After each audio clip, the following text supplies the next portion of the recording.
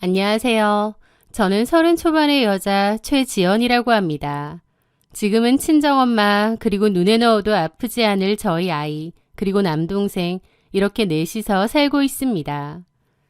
이 사연을 털어놓기 전에 먼저 저희 가족 이야기를 잠깐 해드려야 할 것 같아요. 저희 엄마는 몇 년 전 불의의 사고를 당하셨습니다. 그 사고로 거동이 불편해지셨고 장애 판정까지 받으셨어요. 몸이 불편하시기 전까지는 억척같이 일하시던 분이었는데 사고 이후로 오래 서 계시는 것 자체가 힘드신 상태가 되셨습니다. 그래도 집에만 계시기가 답답하셨는지 이모가 운영하는 반찬 가게에 나가셔서 조금씩 일을 거두셨는데 허리가 안 좋으셔서 정기적으로는 일을 못 하시더라고요. 사실상 일다운 일을 못 하시는 상황이었던 거죠. 그러다 보니 생활비는 자연스럽게 장녀인 제가 책임지게 되었어요. 대학을 2년제로 졸업하고 바로 취직을 했고 그 월급으로 엄마와 남동생을 건사하며 살았습니다. 동생 민수는 그때 대학생이었는데요. 공부보다는 게임 만드는 것에 빠져있는 애였어요. 남들이 보기엔 한량처럼 보일 수도 있었겠지만 그 나이에 뭘 좋아하는지 분명히 알고 있는 애인데다 또 게임 개발에 관해서는 분명히 능력도 있는 것 같아서 누나로서 밀어주고 싶었습니다. 그래서 생활비는 거의 제가 다 전담하며 살았어요. 그렇게 저는 엄마, 동생과 함께 넉넉하진 않았어도 나름대로 평온하고 행복하게 살아가고 있었습니다. 그러던 어느 날 친하게 지내던 지인의 결혼식이 있었고 축하를 해주러 갔습니다. 그런데 나중에 들어보니까 친구의 결혼식장에서 어떤 남자가 저를 보고 한눈에 반했다고 하더라고요. 그 사람이 바로 나중에 제 남편이 된 남자 이용석이었습니다. 결혼식이 끝나고 며칠 뒤 그 지인한테서 연락이 왔어요. 지연아, 결혼식에서 너 보고 반한 사람이 있는데. 누구? 이용석이라고. 나랑 고등학교 동창인데 진주 냉면집 크게 하거든. 너도 아는 가게일 거야. 워낙 유명해서. 가게도 잘 되고 집안도 유복한데 사람도 유쾌하고 인상도 좋아. 한번 만나볼래? 친구가 그렇게 말하는데 싫다고 할 이유는 없었습니다. 그냥 가볍게 한번 만나보자는 마음으로 소개팅에 나갔어요. 그런데 막상 이용석을 실제로 만나보니 듣던 것과 달리 썩 괜찮은 사람 같지는 않더군요. 말을 하는데 꺼드럭대는 느낌도 들었고 허세도 있는 것 같았습니다. 무엇보다 상당히 무례한 사람 같더라고요. 근데 지연 씨는 명품 가방 같은 건 없어요? 네? 아니, 그냥 요즘 직장 다니는 여자들은 하나씩은 다 있더라고요. 아, 네. 월급은 얼마 받아요? 회사가 그렇게 큰 회사는 아니던데. 저는 그 순간 어이가 없더라고요. 명품 가방은 왜 묻고 월급은 또 왜 묻는 건지. 상대방을 알아가려는 대화라기보다는 저를 위아래로 훑어보고 품평을 하는 느낌이 강하게 들었습니다. 저는 그날 자리를 마무리하고 지인한테 솔직하게 말했어요. 나 그 사람 너무 별로였어. 사람을 은근히 무시하는 것 같고 기분 나빠. 소개팅 끝나고 뭐 언제 또 보자느니 연락 왔던데 난 솔직히 더 이상 애프터 받을 생각 없어. 어머, 그랬어? 왜 그랬지? 그냥 친구로 만나면 괜찮은 사람인데 소개팅에선 너무 예의 없게 굴었네. 하여튼 너한텐 말해야 될 것 같아서 더 이상은 안 만날게. 그런 줄 알아? 그런데 지인은 제 말을 그 사람한테 그대로 전했나 보더라고요. 얼마 지나지 않아 이용석한테서 연락이 왔습니다. 그런데 이용석은 저에게 진심으로 사과를 하더라고요. 진짜 미안합니다. 사실 제가 지연 씨 마음에 들어서 잘 보이고 싶었던 거거든요. 그래서 괜히 허세를 부렸는데 잘난 척으로 보였다면 제 잘못입니다. 불쾌하셨다면 정말 죄송해요. 라면서 그때와 다르게 정중히 사과를 하는 겁니다. 그리고는 한 번만 더 기회를 주시면 안 되겠냐고 하더라고요. 그때의 만남이 너무 별로여서 다시는 만날 생각이 없었는데 진심으로 사과하는 모습은 뭔가 달랐습니다. 아, 이 사람이 원래 그런 사람이라기보다 긴장한 걸 숨기려고 그렇게 허세를 부렸나 싶기도 하더라고요. 저에게 만회할 기회를 한 번만 더 달라고 하길래 딱 한 번만 더 만나보자는 생각으로 만났습니다. 그랬더니 이번엔 달랐어요. 허세를 부리거나 저를 탐색하는 눈빛 같은 게 사라지고 진심 어린 모습으로 다가오더라고요. 그 후에도 지극정성이었습니다. 종종 퇴근하는 저를 데리러 오기도 했고 몸이 안 좋다고 하면 약을 사들고 나타나기도 했죠. 선물도 잘 챙기고 안부도 묻고 저를 걱정하고 신경 쓰는 게 티가 많이 났어요. 그런 사소한 것들이 쌓이면서 저도 조금씩 마음을 열게 되었습니다. 그 후 저희는 사귀게 되었는데 그로부터 몇 개월 뒤 제가 임신을 하게 됐습니다. 만난 지 8달쯤 됐을 때였어요. 임신 사실을 알고 저는 솔직히 고민을 하게 되었습니다. 결혼을 약속한 사이도 아니었고 저한테는 생각해야 할 것들이 많았으니까요. 그런데 이용석은 그 자리에서 단호하게 말하더군요. 지연아, 내가 다 책임질게. 걱정하지 마. 근데 나 결혼하면 걱정되는 게 있어서. 뭔데? 나 지금 우리 집 생활비 내가 대고 있거든. 결혼하면 더 이상 생활비를 못 드리잖아. 자기도 알지만 엄마 혼자서는 벌어서 살 수 있는 상황이 아니거든. 민수도 아직 학생 신분이고. 그런데 이용석은 눈을 동그랗게 뜨고 그러더라고요. 그게 걱정이라고? 그게 뭐라고? 내가 매달 장모님 생활비 드릴게. 그럼 됐지? 그게 말처럼 쉬운 일이 아니잖아. 뭐가 쉬운 일이 아니야. 세상에 돈으로 해결되는 일이 제일 쉬운 일이야. 나한테 맡겨. 걱정 말고. 내가 너 책임진다니까?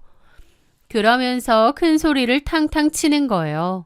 또 허세 가득한 모습으로 자기가 다 책임진다는데 걱정은 되면서도 한편으론 그 말이 고맙기도 했습니다. 엄마 걱정을 하는 저한테 그게 무슨 문제냐고 자기가 다 해결해 준다는 말이 저에겐 너무 든든하고 또 진심처럼 들렸거든요. 그렇게 저는 이용석과 결혼을 결정했습니다. 그런데 결혼 결정을 하고 나니 예전에 그런 모습이 슬그머니 나오더라고요. 저희 집에 인사를 오는 날 저희 엄마가 정성스럽게 음식을 차리셨습니다. 몸도 불편하신데 사위 온다고 아침부터 열심히 준비하신 거죠. 그런데 이용석은 저희 집에 와서도 뻘쭘하게 있더니 음식도 별로 안 먹는 거예요. 젓가락은 집다가 놓고 입맛에 잘 안 맞는다는 표정을 지으면서요. 딱히 맛없다는 말을 직접 하진 않았지만 분위기로 다 느껴지더라고요. 어딘가 뚱하게 있고 자꾸 집을 살피는 것이 제 자격지심일지 모르지만 가난한 저희 집을 은근히 무시하는 것처럼 느껴졌습니다. 그런 분위기는 다른 가족들도 다 느꼈죠. 이용석이 가고 나서 동생이 저한테 그러는 거예요. 누나, 굳이 이 결혼 해야 돼? 왜? 모르겠어, 그 사람. 뭔가 우리 집 무시하는 것 같은 느낌이 좀 들어. 저도 솔직히 같은 느낌을 받고 있었어요. 하지만 임신도 했고 또 평소에는 진심 어린 모습을 봐왔기에 동생을 달랬습니다. 아니야, 그런 사람. 처음이라 어색해서 좀 그랬을 거야. 좋은 사람이야. 누나가 정 결혼하겠다면 내가 말릴 순 없지만 난 좀 누나 결혼이니까.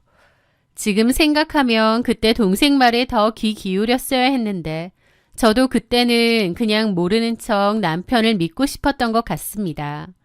그렇게 저희는 결혼을 했습니다. 결혼하고 7달 뒤 아이를 낳았고 그때까진 육아에 전념하면서 지냈어요. 그런데 아이가 태어나고 5달쯤 됐을 때였어요. 남편이 그러더라고요. 이제 슬슬 가게 나와서 일하는 거 어때? 세용이는 어머니한테 맡기고. 세용이가 아직 너무 어리잖아. 그리고 내가 꼭 일을 해야 돼? 일손 부족한 것도 아닌데. 그랬더니 남편은 인상을 찌푸리더라고요. 에이, 자기야. 자기가 눈치껏 이제 일을 좀 도와야 되는 거 아니야? 내가 장모님한테 매달 생활비도 드리잖아. 그러면 아이 정도는 장모님이 봐주셔야 하는 거고. 자기도 우리 집 사람인데 가게 일 거들어야지. 라는데 뭔가 기분이 좀 이상하더라고요. 무조건 자기만 믿어라, 장모님 걱정하지 마라 했는데 마치 본전을 찾아야겠다는 듯 얘기를 하니까요. 남편의 눈치가 보였던 저는 엄마한테 말씀을 드렸는데 엄마는 흔쾌히 봐주신다고 하셨어요. 몸이 좀 불편하셔도 딸을 돕고 싶은 마음이 크셨던 거죠. 그렇게 저는 아이를 엄마한테 맡기고 냉면 가게에서 일을 시작했습니다. 시부모님도 같이 일을 하는 가게였기에 매일매일 시부모님과도 함께 있어야 했죠. 좀 힘들기도 했지만 그래도 열심히 일했습니다. 그런데 저는 따로 월급이 없었습니다. 남편은 저희 엄마한테 매달 생활비를 드리니까 라는 식으로 말하더라고요. 그렇게 말하니 저도 딱히 말을 못했습니다. 어차피 엄마 생활비를 매달 드리니 내 월급 대신이라 생각하자 싶기도 했고 괜히 건드렸다가 엄마 생활비 어쩌고 할까봐 조심스럽기도 했거든요. 그렇게 저는 가게에서 계속 일을 했는데요. 엄마가 허리가 안 좋으시다 보니 아이를 보는 것을 많이 힘들어 하시더라고요. 그리고 저도 사실 이해가 안 됐습니다. 아이가 어리고 또 가게의 일손이 부족한 상태가 아니었거든요. 굳이 당장 저까지 일을 해야 할 이유가 없었던 거죠. 차라리 아이 키우는데 집중하고 나중에 아이가 좀 더 크고 나서 일을 하면 될 텐데 왜 굳이 지금부터 일을 하라고 아득바득 하는 건지 그 상황이 이해가 안 된 거죠. 그래서 제가 그랬습니다. 여보, 근데 세용이가 아직 많이 어리고 내가 좀 더 같이 있는 게 나을 것 같아. 사실 가게 일손도 넉넉하고 나까지 굳이 가게 나올 필요가 있을까? 너무 바쁠 때야 한 번씩 도와줄 수 있지만 지금은 한가한 때도 많고 나 일단은 가게 안 나오고 세용이 돌보고 아이 좀 크면 그때는 가게 나와서 본격적으로 일을 도울게. 그랬더니 남편이 피식 웃으면서 그러는 거예요. 자기야, 지금 거저 먹으려는 거야? 저는 놀라서 남편을 쳐다봤습니다. 뭐라고? 취집하려는 거 아니지? 그런 여자 아니잖아. 그러면서 그냥 넘어가려는 겁니다. 기가 막히고 황당했죠. 제가 일을 하고 안 하고의 문제가 아니라 마치 계산적으로 저한테서 본전을 찾으려는 느낌이 강했거든요. 그 일은 그렇게 흐지부지 넘어갔는데 사실 시부모님도 저를 대하는 게 크게 다르지 않으셨어요. 같이 가게에서 일을 하다 보니 은근한 말들이 들려왔습니다. 지인들이 가게에 놀러 오면 저도 들을 수 있다는 걸 알면서도 은근히 저를 깎아내리셨거든요.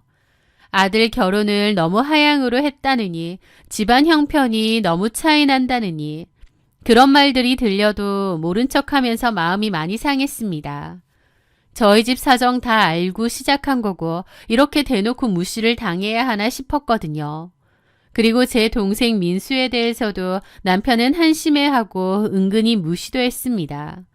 취업 생각은 없냐면서 게임 개발 그거 해서 돈이나 벌겠냐는 식으로 말하더라고요. 저는 그런 것도 기분이 너무 나빴지만 그냥 꾹 참았습니다. 지금 생각하면 제가 좀 바보 같은 것도 있었는데 그때는 제가 참는 것만이 능사라고 생각했어요. 그렇게 속으로 상처가 많이 쌓여갔고 결혼한 지도 어느새 3년이 됐을 무렵이었습니다. 아이는 어린이집을 다녔고 엄마는 아이가 하원하면 제가 퇴근할 때까지 아이를 집에서 봐주셨어요. 저는 계속 가게 일을 도왔고요. 하지만 날이 갈수록 차가워지고 냉담해지는 남편의 태도에 결혼 생활이 마냥 행복하고 좋은 건 아니었지만 그냥 저냥 살아가고 있었습니다. 그런데 어느 날 친한 동네 지인분이 저에게 보여줄 게 있다고 하셨어요. 그런데 그 사진들을 보는 순간 놀라서 멈춰버렸습니다. 사진 속에는 이용석이 어떤 여자랑 나란히 앉아 술을 마시는 사진들이 찍혀 있었거든요. 술집이었고 어깨동무를 하거나 엄청 가까워 보이더라고요.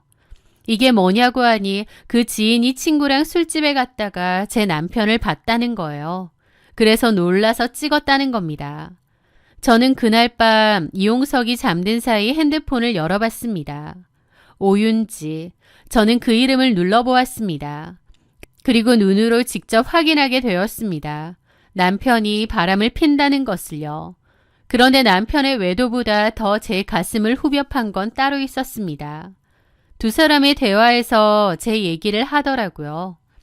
와이프 그렇게 싫어하면서 어떻게 결혼까지 했대? 우리 와이프? 사실 예쁘장에서 적당히 놀려고 만났는데 꼴에 튕기는 거야. 볼 것도 없고 집도 가난한 주제. 나 정도면 감지덕지 아니야? 근데 안 만난다길래 오기가 생기더라고.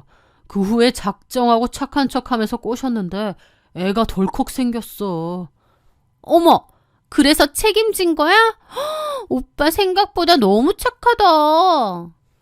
뭐 착하다기보다 가만 생각해보니까 생활력 강하고 애도 잘 키워줄 것 같고 내가 뭔 짓을 하고 다녀도 그냥 입 다물고 살 것 같아서 와이프감으로 나쁘지 않겠다 싶더라고.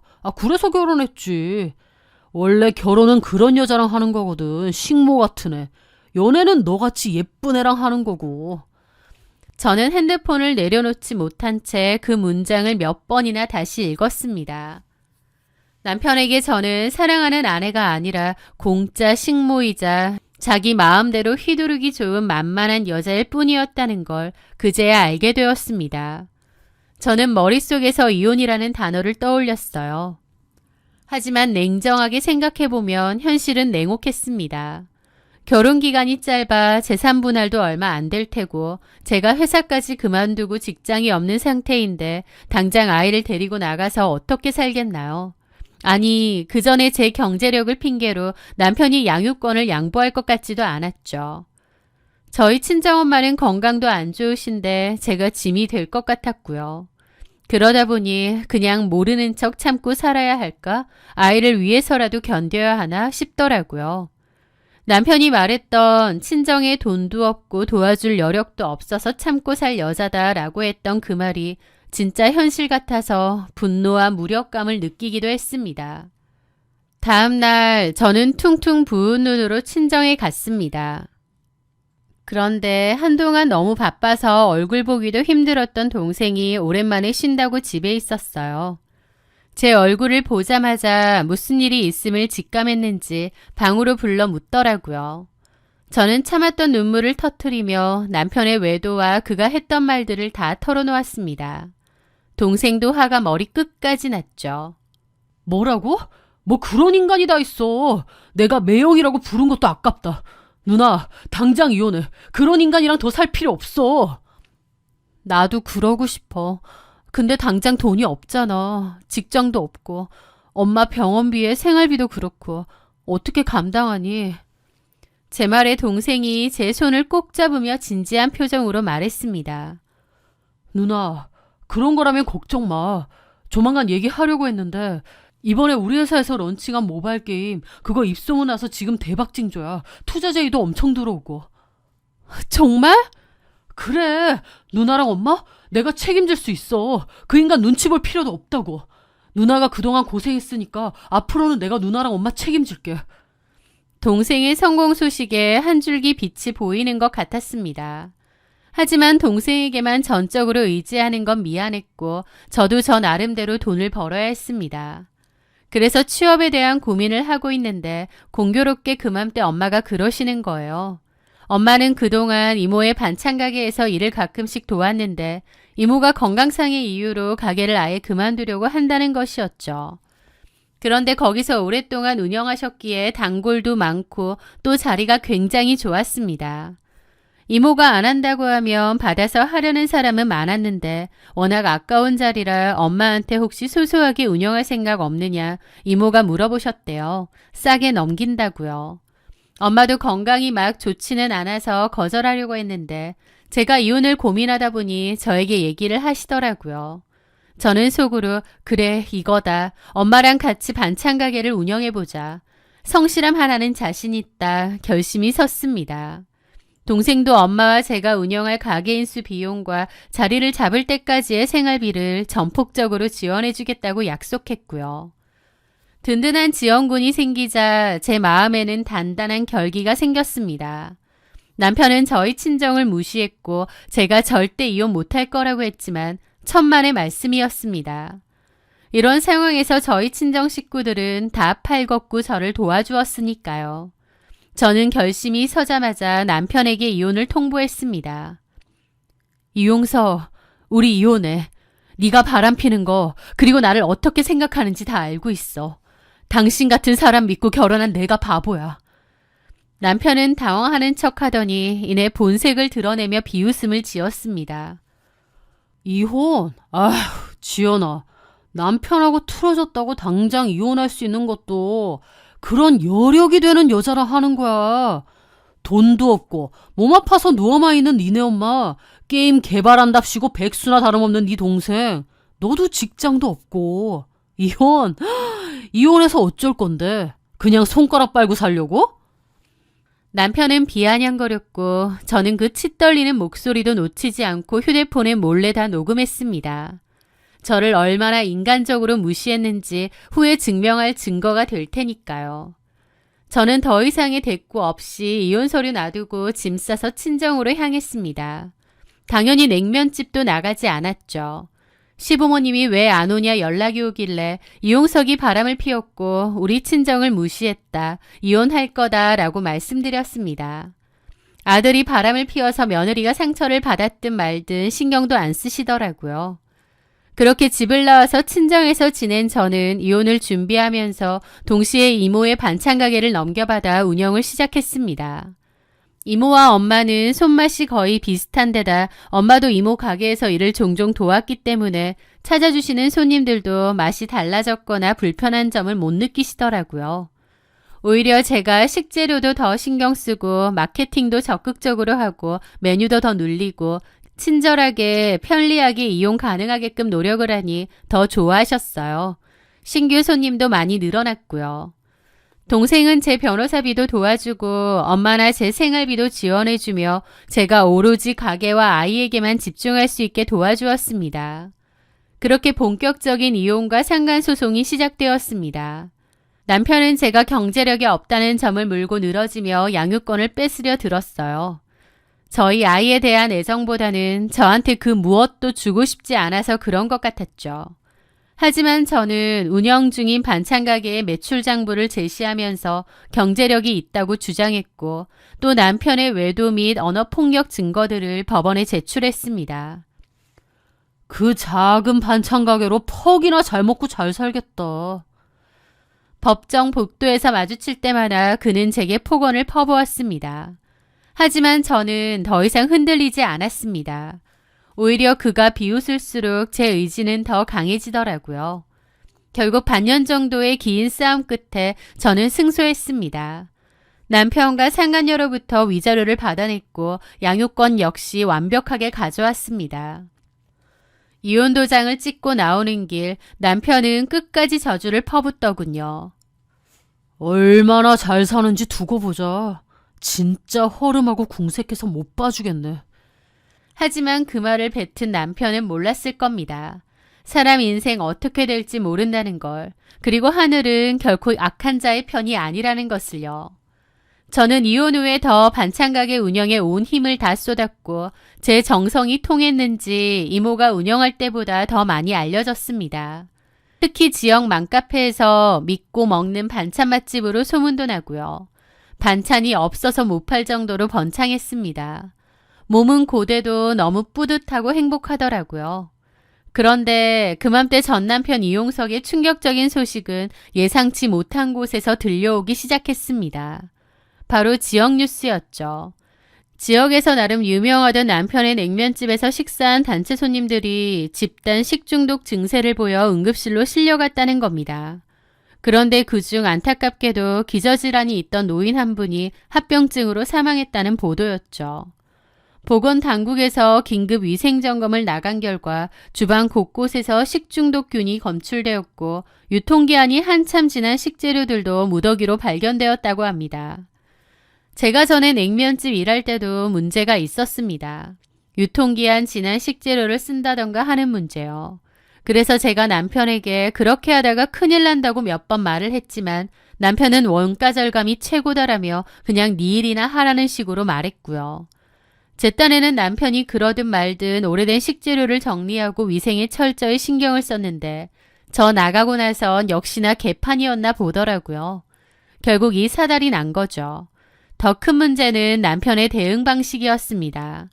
남편은 유가족과 피해자들에게 진심 어린 사과를 하기는커녕 우리 가게 음식은 문제가 없다. 다른 데서 뭘 잘못 먹고 와서 우리한테 덮어 씌우는 거다라며 법적으로 대응하겠다고 버텼습니다. 그 뻔뻔한 태도가 지역사회와 인터넷 커뮤니티에 알려지면서 공부는 걷잡을 수 없이 커졌던 거죠. 나름 지역 유명 맛집이었다 보니 일은 더 커졌고요. 게다가 그 와중에 저와의 일까지 대두가 되었습니다. 와이프는 가게에서 고생시키면서 부대표라는 인간은 젊은 여자들하고 바람피고 다닌다고요. 결국 남편의 가게는 영업 정지 처분을 받았고 거액의 손해배상 청구와 형사처벌 위기까지 겹쳤습니다. 동네 평판도 엄청 안 좋아지고요. 그렇게 전 남편은 완전히 몰락했습니다. 소문이 안 좋아서 그런지 가게 자리는 팔리지도 않고 을씨년스럽게 문만 닫혀 있더라고요. 저한텐 얼마나 잘 먹고 잘 사는지 보자며 비웃던 전 남편. 참 우습게도 저는 잘 먹고 잘 살고 있고 남편은 비참하게 나락으로 떨어졌네요. 인생은 어떻게 보면 공평한 것 같기도 합니다. 당장 주머니에 돈 좀 있다고 꺼더럭거리며 남을 무시하던 사람은 결국 자신이 판 무덤에 스스로 들어가게 되었으니까요. 그리고 그토록 저희 친정 식구들 무시했는데 저에게 위기가 닥치니 친정 식구들이 그 무엇보다 든든한 백이 되어주는 것 같습니다. 저는 이제 저와 제 아이 그리고 우리 가족의 밝은 미래만을 생각하며 살아가려 해요. 저의 긴 이야기를 들어주셔서 감사합니다.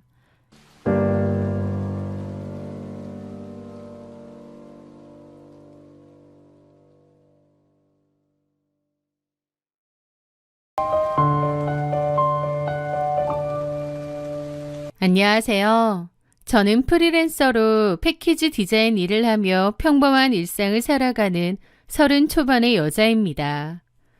지금 제 곁에는 저를 세상에서 가장 아껴주시는 아버지와 따뜻한 밥 한 끼를 나누는 평화가 있지만 불과 몇 달 전까지만 해도 저는 매일같이 목이 조여오는 공포를 견뎌야 했습니다. 인자함의 가면을 쓴 악마, 제 전 시어머니 때문이었죠. 그 소름 끼치는 시간들과 제가 어떻게 그 가면을 박살내고 탈출했는지 그 이야기를 시작해보려 합니다. 남편인 영준 씨를 처음 만난 건 영어 학원에서였습니다. 저는 지금은 프리랜서로 일하지만 그때 당시엔 회사를 다녔는데요. 해외 취업 준비를 하며 퇴근 후 야간반으로 영어 학원에 다니게 되었습니다.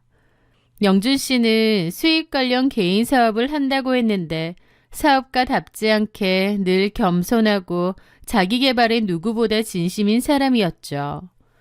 가까운 자리에 앉았다 보니 자연스레 대화를 하다가 친해졌습니다.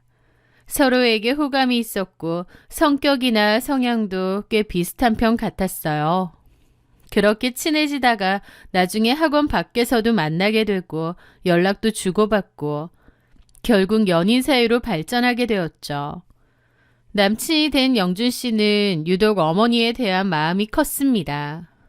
홀어머니와 아들, 이렇게 가족이 단둘이서 살아서 더 애틋한 것도 있었을 테고 또 어머님을 진심으로 존경하더라고요. 자기 엄마 같은 사람이 잘 없다면서요. 저도 남친의 얘기를 들어보면 어머님은 인품이 정말 훌륭하시고 봉사정신도 아주 뚜렷하신 분 같았습니다. 우리 아버지가 일찍 돌아가셔서 어머니랑 둘이 살았어. 어머니는 평생 교직에 계셨는데 퇴직하신 후에는 봉사활동이나 이웃을 돕는 일에 시간을 많이 쓰셔. 인간적으로 내가 정말 닮고 싶은 분이지. 매년 김장도 넉넉하게 해서 혼자 사시는 어르신들께 나눠드리고 동네 길고양이들 밥까지 일일이 챙기시는 분이 우리 어머니시거든. 그래서 동네 분들도 어머니만 보면 우리 동네 천사라고 입을 모아 칭찬할 정도야. 봉사활동도 꾸준하게 다니시고 배려심도 많으시고 남친의 말을 들으면서 저도 남친의 어머님에 대해서 떠올려 봤습니다. 그의 목소리에는 어머니에 대한 자부심과 존경이 뚝뚝 묻어났습니다. 저는 부모님이 어렸을 때 이혼하셨는데 저희 아빠는 택배 일을 하시며 저를 키워내셨어요. 엄마는 재혼을 하셨고 현재는 거의 연락도 안 하고 살고 있습니다. 홀어머니 밑에서 자란 남친, 그리고 홀아버지 밑에서 자란 저. 참 공통점이 많다고 생각했어요. 어쩌면 그래서 서로에게 더 끌렸는지도 모르겠고요. 저는 너무 어머니가 일찍 부재한 탓에 늘 마음 한구석에는 엄마라는 존재에 대한 갈망이 있었습니다. 그래서였는지 그의 이야기를 들으면 들을수록 제 머릿속에는 한 번도 뵙지 못한 어머님에 대한 환상이 커져만 갔습니다. 평생을 교육자로 살았고 은퇴 후에도 소외된 이들을 돌보며 동네 사람들의 존경을 한 몸에 받는 분. 그런 멋진 분과 가족이 된다고 생각하니 설레는 기대를 품게 되었던 거죠. 어느덧 결혼 이야기가 오가고 양가 부모님을 만나 뵙게 되었습니다. 시어머니가 되실 분이다 보니 너무 긴장되고 잘 보이고 싶은 마음이 굴뚝 같더라고요. 조금 걸리는 것은 남친에 비해서 저희 집 형편이 좀 부족하고 부모님이 일찍 이혼을 하셨잖아요. 엄마하고는 연락도 하지 않고 지내고 있고요. 이런 가정환경 때문에 어머님이 저를 안 좋게 보시진 않을까 염려가 되었습니다. 그렇게 떨리는 기분으로 어머님과의 약속 장소에 나가게 되었는데요. 제가 방으로 들어서자 어머님은 인자하고 따뜻한 미소를 띠며 저를 맞이해 주시더라고요. 안녕하세요, 어머니. 처음 뵙겠습니다. 오느라 고생 많았죠. 영준이한테 이야기 많이 들었어요. 편하게 말씀하세요, 어머니. 그럴까? 어차피 고부 사이가 될 건데? 그러면서 따뜻하게 웃어주시더라고요. 그 모습에 제 긴장된 마음도 풀리는 것 같았죠. 부모님 사정은 영준이 통해서 다 들었어. 어린 나이에 아버지랑 둘이 살면서도 삐뚤어지지 않고 어쩜 이렇게 기특하게 잘 컸니? 사돈 어른도 남자 혼자서 딸 키우는 거 쉽지 않으셨을 텐데 너를 이렇게 훌륭하게 키워내셨으니 참 대단하신 분이다. 이렇게 우리 아들한테 와줘서 정말 고마워. 어머님은 그런 따뜻한 말씀과 함께 제 손을 꼭 맞잡아 주셨습니다. 손바닥을 타고 전해지는 그 온기에 제 마음까지 어찌나 따뜻해지던지요. 그날 인사를 마치고 집으로 돌아가자 시어머니 되실 분이 어떻느냐고 아빠가 물어보시더라고요. 아빠, 영준 씨 어머니 정말 좋은 분이셨어. 아빠도 정말 대단하고 멋지신 분이라고 그러시더라고. 결혼해서도 잘 지낼 수 있을 것 같아. 아버지는 허허 웃으시며 잘 됐다고 좋아하셨어요. 자상하고 성실한 남편, 그리고 그런 남편을 잘 키워내신 인품 훌륭하신 어머님. 이보다 완벽한 가족이 있을 수 있을까 생각했습니다. 하지만 그 완벽한 평화에 아주 작은, 그러나 소름 끼치는 균열이 생긴 건 결혼 준비를 하면서 어머님을 만났을 때였습니다.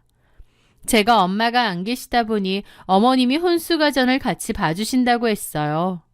그렇게 발품을 같이 푸는데 어머님이 실용적이면서 잘 쓰일 만한 가정가구를 잘 살펴주시더라고요. 그렇게 계약을 끝마치고 식사를 하러 가기로 했습니다. 그때까지 분위기는 아주 화기애애했죠. 그렇게 백화점의 화장실에 들렀을 때였습니다. 화장실에서 볼일을 보고 나오니 어머님이 마침 세면대에서 손을 씻으려고 하시더라고요. 저는 싹싹하게 어머님 옆으로 다가갔죠. 어머니, 제가 가방 들고 있을게요. 물 튈지도 모르니까 편하게 손 씻으세요. 그러면서 어머님이 옆에 두셨던 가방 손잡이에 조심스럽게 손을 뻗었습니다. 그런데 그 순간이었습니다. 어머님의 눈빛이 얼음장처럼 차갑게 변하더니 아무 대답도 없이 제 손을 거칠게 쳐내며 가방을 확 낚아채고는 옆으로 치워버리시는 거예요. 정말 짧은 순간이었지만 저는 좀 당황했죠. 너무 냉랭하고 차갑고 정말 싫다는 듯 확 치워버리셨거든요. 제가 잠깐 당황한 사이 어머님은 입술을 굳게 닫고 표정을 싹 지운 채 획 나가버리셨죠. 저는 어안이 벙벙해진 채 굳어 있었습니다. 머릿속에는 이게 뭐지? 라는 생각밖에 안 떠오르더라고요. 그렇게 얼떨떨한 기분으로 일단 밖으로 나왔는데 어머님은 또 그 인자하신 미소를 지은 채 남친과 서 있으셨습니다. 뭐 먹으러 갈까, 성은아? 좀 전에 화장실에서 봤을 때와는 아예 다른 얼굴이었습니다. 아, 글쎄요. 어머님 드시고 싶은 걸로. 성은이 네가 먹고 싶은 거 먹자. 나는 다 괜찮으니까. 그러면 한정식 어때요? 괜찮은데? 성은아, 넌 어떠니? 예? 저도 괜찮아요.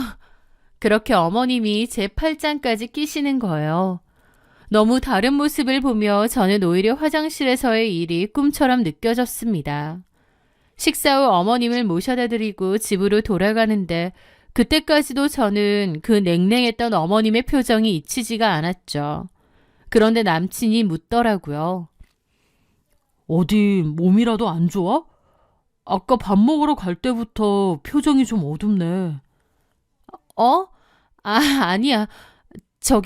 근데 어머님이 나 마음에 들어 하시는 거 맞지? 그 말에 남친은 뭔 소리 하냐며 웃더라고요. 당연하지. 우리 엄마가 너한테 하는 거 보면 몰라? 아들인 나보다 너를 더 좋아하시잖아. 그 말에 저는 애써 아까의 기억을 털어버렸습니다. 그래, 그 잠깐의 일로 내가 너무 예민한가 보다 라며 제 직감을 억지로 짓눌러 버렸죠. 그렇게 결혼을 했고 그때의 일은 어느새 흐릿해졌습니다. 어머님은 결혼 후에도 여전히 따뜻하고 좋으신 분이었고 저에게도 잘해주셨거든요. 제 주변 친구들은 홀어머니라고 시집살이 시키는 거 아니냐고도 했는데 저는 손사래를 쳤습니다. 아니야. 우리 어머님 얼마나 성격 좋으신데. 나 사실 남편보다 어머님이 좋아서 이 결혼 결심한 거라니까. 니들도 알다시피 내가 친정엄마에 대한 결핍이 좀 있잖아. 그런데 어머님이 너무 잘해주시니까 엄마가 있으면 이런 느낌이겠구나 싶을 정도로 좋아. 그러면 다행이긴 한데 그래도 너 이건 명심해라. 시어머니는 시어머니지 엄마랑은 달라. 그래, 그렇다고는 하더라. 나도 시어머니니까 선은 잘 지켜야겠지. 어쨌든 그때까지만 해도 결혼 생활에 큰 문제가 없었습니다. 그런데 결혼한 지 5달이 되었을 쯤이었어요. 저희 집에는 기막힌 사건 하나가 터졌습니다. 바로 어머님 혼자 사시는 시댁에 강도가 든 것이죠. 도둑은 어머님이 평소 아끼시던 폐물과 현금을 챙기기 위해 집안을 쑥대밭으로 만들어 놓았다고 했습니다. 운동을 다녀오신 어머님이 그 광경을 보고 너무 놀라서 넘어지셨고 그 바람에 심한 건 아니지만 팔도 좀 다치게 되셨어요. 불행 중 다행으로 도둑과 맞닥뜨리진 않았지만 그 후 어머님은 극심한 공포에 빠지셨습니다. 영준아, 난 무서워서 집에 있을 수가 없다. 밤에 잠도 잘 못 자겠어. 전화기 너머로 들려오는 어머님의 가냘픈 흐느낌에 남편은 안절부절 못하며 제 눈치를 살폈습니다. 그러다가 저한테 그러더라고요. 성은아, 어머니가 정신적으로 충격이 너무 크신가 봐. 병원 치료도 받으셔야 하고 좀 진정이 되실 때까지 당분간만이라도 우리 집에서 같이 지내는 게 어떨까 싶은데 네가 좀 힘들 것 같긴 하지만 어머니 상태가 너무 안 좋으시네. 저는 망설임 없이 고개를 끄덕였습니다. 어머님이 그렇게 힘들어 하시는데 우리가 모시는 게 맞지. 걱정하지 마. 효도할 기회라고 생각하고 잘 모시자. 저는 그 길로 어머님께 전화도 드렸어요. 어머니, 편하게 생각하시고 저희 집 와서 지내세요. 내 집이다 생각하시고 편하게 지내시면 되세요. 고맙다, 성은아. 저는 정말이지 진심이었습니다. 그런 일까지 겪으셨는데 그 집에 있는 게 얼마나 공포스러우시겠나요. 하지만 제가 열어드린 그 현관문이 악마를 초대하는 문이 될 줄은 꿈에도 몰랐습니다. 어머님은 일요일에 저희 집에 오시게 되었는데요. 월요일이 되고 남편이 출근을 했습니다.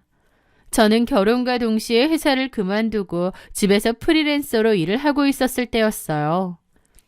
어머니, 점심 때 뭐 드시고 싶으세요? 그런데 어머님이 저를 빤히 보시더니 그러시더군요. 성은아, 근데 이 집 우리 영준이가 해온 집이지? 갑작스러운 질문에 제가 의아해하며 고개를 끄덕였습니다. 네, 그렇죠. 그런데 왜요, 어머님? 아니, 너랑 통화할 때 내가 좀 거슬리는 게 있어서. 뭐가요, 어머님? 뭐라더라? 내 집이다 생각하시고 편하게 지내시면 되세요. 라고 했나? 어차피 내 아들 집인데 네가 편하게 계시라 마라 하는 게 좀 이상하게 들리더라고. 라고 하시는 겁니다. 저는 그 순간 당황해서 뭐라고 해야 될지 모르겠더라고요. 그런데 어머님은 곧바로 표정을 싹 바꾸더니 장난이다 장난. 너는 왜 그렇게 농담을 못 받니? 무슨 말을 못 하겠어. 아, 예, 농담이셨구나. 하지만 저는 웃음이 나오지 않았습니다. 오히려 어머님의 웃음소리에 소름이 돋더라고요. 제가 그 말을 한 건 어머님이 부담 가지시지 말고 편하게 있으시란 뜻이었는데 그때는 고맙다고 하셔놓고 왜 갑자기 저렇게 말하시는지도 이해가 안 됐고 전혀 장난처럼 보이지도 않았거든요. 그런데 그날부터 어머님은 저하고만 있을 때 정말 이상해지시더라고요. 남편 앞에서는 성은이가 나 때문에 고생이 많다, 새아가 미안하다며 천사 같은 시어머니 연기를 했는데 남편이 없으면 바로 달라지셨습니다. 분명 아무렇지 않게 거실에서 간식을 드시다가도 남편 퇴근 시간이 다 되면 갑자기 방으로 들어가 이불을 머리에 뒤집어 쓰고 누우셨습니다. 남편이 귀가에 왜 또 방에 혼자 있으시냐 물어보면 어머님은 세상에서 가장 가련한 목소리로 답하셨죠. 아휴, 내가 거실에 있으면 성은이가 불편하지 않겠어? 그냥 여기 있는 게 마음 편하다. 라는 겁니다. 내내 거실에 있으셨으면서 갑자기 저러시면 남편 입장에선 제가 눈치를 준다고 생각할 수밖에 없잖아요. 어처구니가 없었죠. 하지도 않은 말로 남편의 눈빛은 날카로워졌고 저는 졸지에 시어머니를 방에 가두고 눈치 주는 못된 며느리가 되어버렸습니다. 게다가 결정적인 사건이 있었는데요. 어머님이 저더러 게장이 먹고 싶다고 계속 그러시더라고요. 뭔가 먹고 싶다고 얘기를 거의 안 하시는 분인데 콕 집어서 말씀하시길래 유명한 맛집을 수소문해 게장을 사왔습니다. 그런데 어머님께 밥을 차려드렸는데 어머님은 계속 딴청을 피우며 안 드셨죠. 다른 반찬만 드시고요. 어머님, 게장 안 드세요? 먹어야지. 그러면서 자꾸 시계를 보시더라고요. 그런데 잠시 후 남편이 집으로 들어왔습니다. 남편은 보통 퇴근 시간이 일정했거든요. 그런데 남편이 들어오다가 어머님 식사하시는 걸 보고 놀라는 겁니다. 이 게장 뭐야? 얼른 치워. 어? 뭐가? 엄마 갑각류 알레르기가 있단 말이야. 뭐라고? 저는 너무 놀랐죠. 어머님이 게장 드시고 싶다고. 아우, 성은이한테 뭐라고 하지 마라. 지 딴에는 시어머니 챙기려고 사온 건데. 엄마, 알러지도 있으면 성은이한테 말을 해야죠. 아유, 성은이가 기껏 내 생각해서 사왔다는데 그런 말을 내가 어떻게 하니. 아, 참 엄마도. 그리고 내가 전에 게장 알러지 있다고 했던 것 같은데 성은이가 까먹었나 봐. 까먹을 게 따로 있죠. 성은아, 그런 걸 까먹으면 어떡해? 저는 너무 벙쪘습니다. 분명 저한테 게장 드시고 싶다고 하셨는데 갑자기 알러지가 있다고 하시는 거예요. 아니야. 어머님이 게장 사달라고 하셨어. 제 말에 남편도 어머님도 황당한 표정을 짓더라고요. 그게 말이 돼? 엄마 갑각류 알러지가 얼마나 심한데. 그래, 성은아. 내가 언제 그랬니? 어머니! 게장이 먹고 싶다고 한 게 아니라 게장은 알러지가 있어서 못 먹으니까 괜히 사오지 말라고 한 걸 네가 잘못 들었겠지. 라는데 기가 막히더라고요. 저는 그날 어머님이 나한테 왜 그러실까 밤새도록 생각했습니다. 남편은 저를 이미 시어머니가 알레르기가 있는 걸 알면서도 게장을 준 못된 혹은 무심한 며느리로 생각하는 것 같았죠. 저는 그날 잠 한숨 안 자고 어머님의 행동에 대해서 생각했습니다. 남편이 있을 땐 세상 자애로운 모습이지만 남편이 없으면 표정도 안 좋고 말도 엄청 틱틱거리세요. 게다가 이런 말도 안 되는 오해까지 불러일으키시잖아요. 아, 이거 어머님이 일부러 그러시는 거구나 싶더라고요. 저는 다음날 어머님께 진지하게 말씀드렸습니다. 어머님이 분명히 저한테 게장 먹고 싶다고 하셨잖아요. 그래서 제가 일부러 멀리 가서 사온 거고요. 그런데 어제는 왜 그러셨어요? 제가 가만 생각해 봤는데 어머님 일부러 그러시는 거죠? 저한테 왜 그러세요? 저는 어머님이 말이라도 아니라고 할 줄 아셨어요. 그런데 어머님은 어이가 없다는 표정으로 저를 빤히 보시더라고요. 그러더니 너 지금 시어머니한테 눈 부라리면서 따지니? 그렇다면 뭐 어쩔 건데? 네? 쥐뿔도 없는 집구석에서 성격 하나 착한 줄 알고 며느리로 받아줬더니 싸가지가 바가지네? 어머니, 너는 양심이라는 게 없어? 딱 봐도 너네 집 우리 집 형편 차이 수준 차이 나는데 그럼에도 결혼 허락했으면 고맙게 생각하고 닥치고 살 것이지 어디다 대고 따지는 거야? 너는 네가 결혼 잘했다는 걸 모르겠니? 라는데 어머님은 가면을 아예 벗어던지고 진짜 얼굴로 저에게 따지시더라고요. 얼마나 충격이 컸는지 온몸이 부들부들 떨렸습니다. 건방 떨지 말고 찌그러져 살아. 어디서 기어오르고 난리야. 그러면서 자리를 떠나시더라고요. 어머님은 저를 며느리로서 아주 못마땅해 하셨어요. 그럼에도 아들에겐 좋은 시어머니인 척 굴려고 저를 받아주신 거더라고요. 저랑 있을 땐 더 이상 가면은 필요 없으니 그 속내가 여과 없이 드러나는 거고요. 저는 이 일을 남편에게 말했지만 오히려 제가 더 이상한 취급을 받았습니다. 평생 자기 엄마가 천사라고 믿었을 텐데 제가 자기 엄마를 모함한다고 생각하나 보더라고요. 저는 미치고 팔짝 뛸 지경이었습니다. 이혼을 생각하면서도 한편으론 너무 억울하더라고요. 어머님의 행동은 그 후로도 참 대단했습니다. 동네 사람들에게 며느리 보약까지 챙겨주는 척 하면서도 제가 보약을 안 먹고 버린다는 소문도 같이 내더라고요. 그뿐인가요? 제가 집을 비운 사이 제 서랍을 뒤지거나 제가 아끼는 옷들에 몰래 락스를 묻혀 망가뜨려 놓고는 세탁기가 이상한가 보다며 웃으시기도 했습니다. 어머님의 미친 행동이 갈수록 심해졌고 남편에게 모조리 말했어요. 하지만 남편은 오히려 걱정스러운 얼굴로 그러더라고요. 제가 피해망상이 있는 거 아니냐고요. 저를 정신적으로 문제가 있는 사람 취급하기 시작하는데 더 이상은 이 결혼 생활에 미련을 가지면 안 되겠다는 판단이 들었습니다. 저는 남편에게 서로 시간을 좀 갖자고 했습니다. 당분간 친정에 가 있겠다고요. 저는 이혼까지 마음을 먹었습니다. 결혼한 지 1년도 안 됐지만 어머님의 횡포가 심해지는데 더 살다간 제가 진짜 미쳐버릴 것 같더라고요. 제가 단호하게 말하고 짐을 쌌는데 남편이 저를 붙잡았습니다.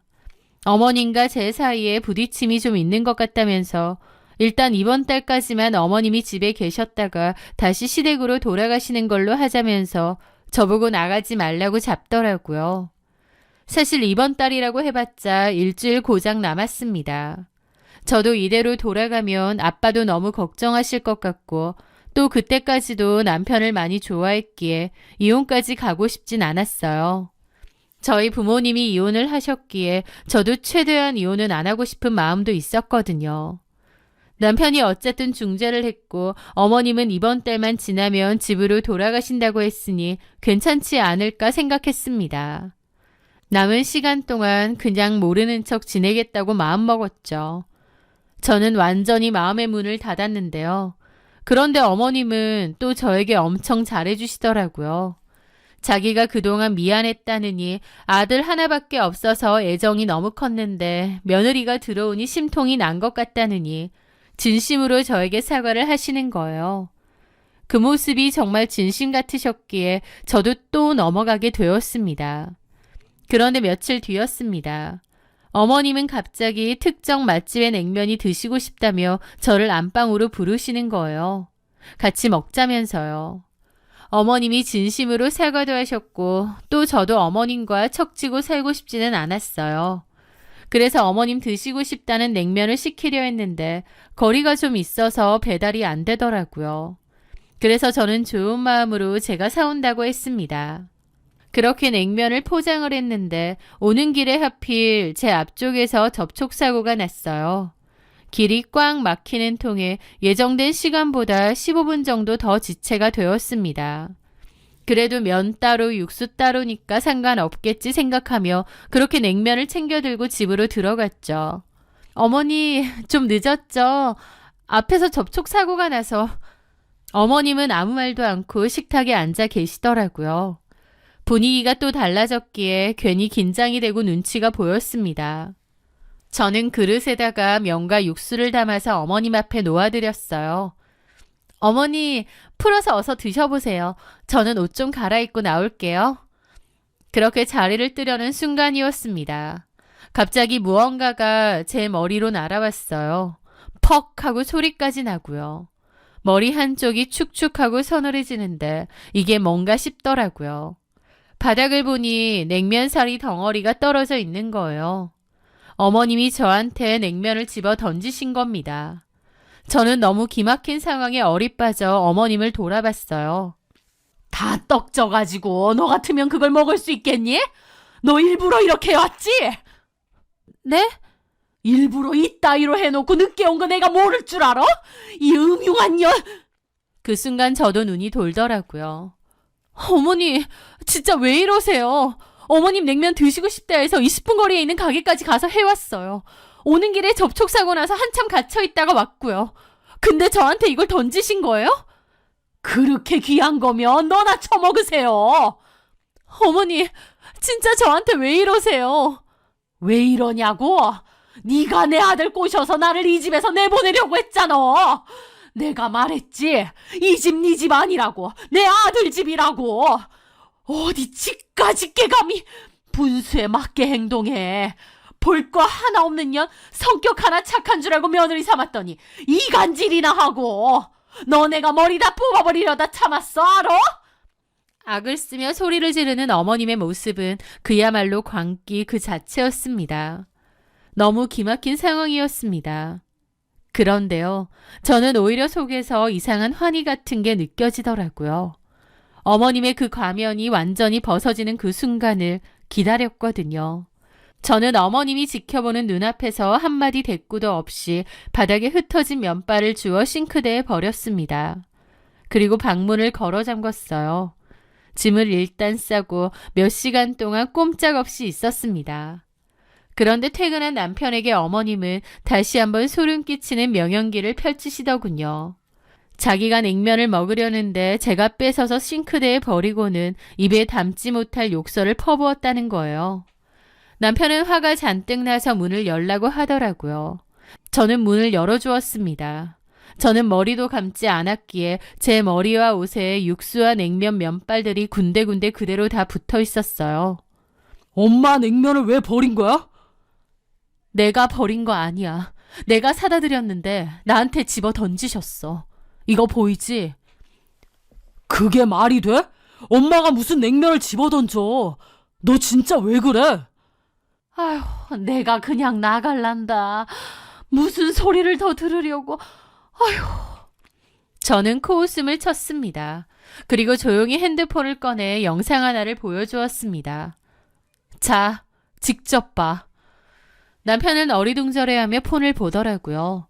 뒤에 있던 어머님도 의아한 표정으로 다가와서 같이 보더니 경악을 했습니다.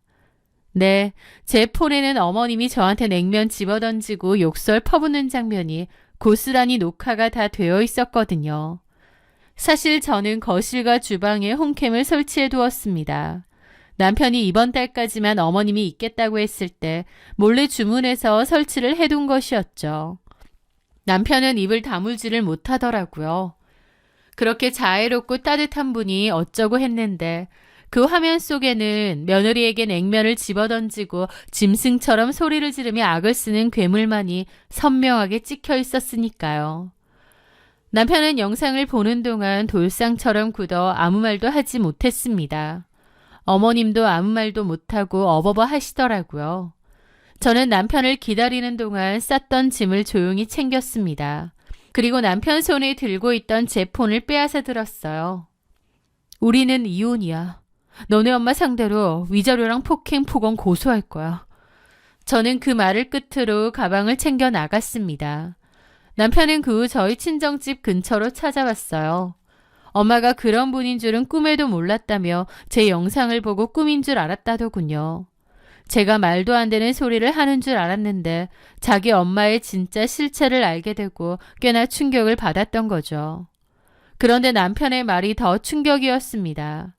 자기 엄마의 실체를 다 알았음에도 그냥 덮고 지나가길 바라는 거예요. 엄마가 정말 미안하대. 엄마도 반성 많이 하셨어. 다시는 그렇게 안 하시겠대. 저는 남편이 미친 줄 알았습니다. 시어머니한테 냉면 덩어리까지 맞았는데 저보고 그냥 살라는 건가요? 저를 얼마나 우습게 알면 이런 일을 겪고도 제가 참을 거라 생각하는 건지. 남편이 그러는 데는 두 가지 이유가 있었습니다. 평판 좋은 척 했는데 시집살이로 이혼했다는 꼬리표 생길까 봐도 걸렸던 거고, 또 한 가지는 남편 사업이 좀 어려워졌는데 어머님이 집 팔아서 도와주신다고 했다는 거예요. 그 말인즉슨 앞으로도 같이 살아야 된다는 건데 제가 미치지 않고서야 어머님과 다시 살겠나요? 남편의 그 비겁한 고백은 제 가슴에 마지막 남은 일말의 정까지 다 없애버렸습니다. 저는 남편의 비굴한 손을 가차없이 뿌리쳤습니다. 제 인생은 누군가의 사업 자금을 위해 집 팔펴도 되는 소모품이 아니었으니까요. 그렇게 이혼을 하기로 했지만 그냥 넘어가고 싶지도 않더라고요. 지렁이도 밟으면 꿈틀한다는데 어머님이 평생을 쌓아온 그 가식적인 평판을 무너뜨리고 싶었습니다. 저는 어머님이 저한테 냉면을 집어던지는 그 장면들을 캡처하고 내용을 써서 대자보로 만들었어요. 동네의 천사라고 불리는 박모 여사의 실체에 대해서 폭로한다고요. 그리고 어머님이 다니시는 교회, 주민센터, 동네 센터 입구에 붙여버렸죠. 다음 날 아침 동네는 말 그대로 폭탄을 맞은 듯 발칵 뒤집어졌습니다. 평소 어머님을 보며 법 없이도 사실 뿐이라고 했던 이웃들은 그 대자보 앞에서 입을 떡 벌렸죠. 소문은 삽시간에 다 퍼졌습니다. 평생 좋은 평판 하나를 목숨 걸고 지켜왔던 어머님은 동네 사람들의 손가락질을 받으며 수치심에 집 밖으로 나오지도 않았죠. 남편은 그 대자보를 직접 다 떼어내고 저한테 고소하겠다고 했습니다. 저는 고소하라고 했습니다.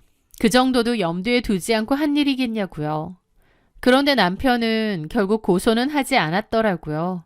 저를 위해서라기보다 그냥 일을 마무리하는 게 나을 거라는 판단 때문이었겠죠. 저는 어머님을 상대로 위자료 소송도 진행했습니다. 남편은 그냥 조용히 끝내고 싶은지 위자료 정리를 해서 넘기고 이혼 소송도 빠르게 마무리를 했어요. 나중에 들었는데 결국 다른 동네로 이사를 갔다더라고요. 그 동네 사람들이 보기에 얼마나 쇼킹했겠나요. 그렇게 인자하고 따뜻해 보이던 어머님의 이중성을 낱낱이 보게 되었는데요. 1년도 안 돼서 끝이 났던 제 결혼 생활. 참 허무하기도 하고 그때 생각하면 기가 막히기도 합니다. 지금 돌이켜봐도 어머님은 도저히 이해할 수 없는 사람입니다. 도대체 뭐 때문에 그렇게 동네 평판에 목숨 걸며 사셨는지, 본성은 그토록 추악하고 못됐으면서 어떻게 잘도 숨기고 살았는지, 여태까지 베푼 선행은 진심이긴 했는지 궁금합니다.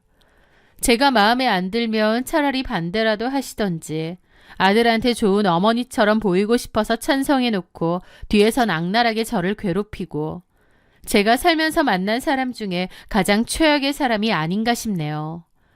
거짓된 연극은 끝났으니 저는 이제 홀가분한 마음으로 털어내고 살아가려 합니다.